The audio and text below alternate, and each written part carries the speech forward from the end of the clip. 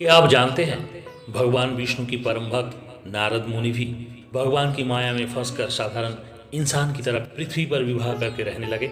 एक बार नारद मुनि के मन में अहंकार आ गया। उन्हें लगा, मैं तो भगवान का सबसे बड़ा भक्त हूँ, मुझ पर भगवान की माया का कोई असर नहीं हो सकता।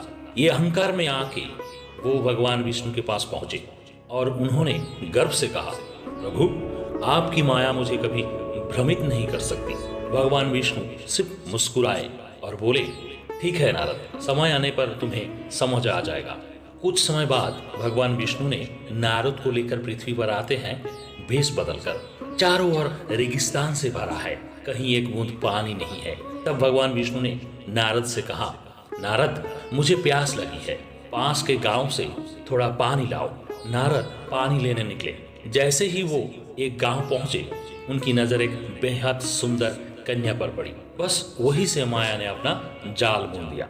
वो कन्या इतना सुंदरी और आकर्षक थी कि नारद सब कुछ भूलकर उसके प्रेम में पड़ गए और उस कन्या से विवाह कर लिया। घर बसाया, बच्चे हुए और एक साधारण मनुष्य की तरह जीवन जीने लगे। सालों बीत गए, नारद को याद ही नहीं रहा कि वो कौन है, किस लिए आया है। अचानक एक दिन भयंकर तूफान आया, बाढ़ आई। नारद का घर, परिवार, सब कुछ बह गया। नारद अपनी पत्नी और बच्चों को बचाने की कोशिश कर रहे थे, लेकिन सब उनकी आंखों के सामने डूब गए। वो टूट गए, रोते रोते जमीन पर गिर पड़े। हे भगवान, ये मेरे साथ क्या हो गया? तभी उसी क्षण भगवान विष्णु ने आवाज दी और सब कुछ गायब हो गया। ना तूफान, ना परिवार, ना गांव, और उनके सामने खड़े थे भगवान विष्णु। विष्णु ने मुस्कुराते हुए पूछा, नारद, पानी कहाँ है? मैं कब से इंतजार कर रहा हूँ। नारद स्तब्ध रह गए। उनके लिए तो सालों बीत चुके थे, लेकिन वास्तविकता में कुछ ही क्षण गुजरे थे।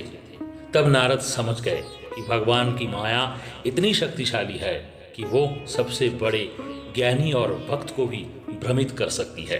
अहंकार ही माया का पहला दरवाजा है। जो खुद को अजय समझता है, वही सबसे पहला फंसता है। नारद ने विनम्र होकर कहा, प्रभु, अब मैं समझ गया, आपकी माया से कोई नहीं बच सकता आपके कृपा बिना। अगर आप भी भगवान विष्णु को मानते हैं तो चैनल को सब्सक्राइब करें और वीडियो को शेयर करें।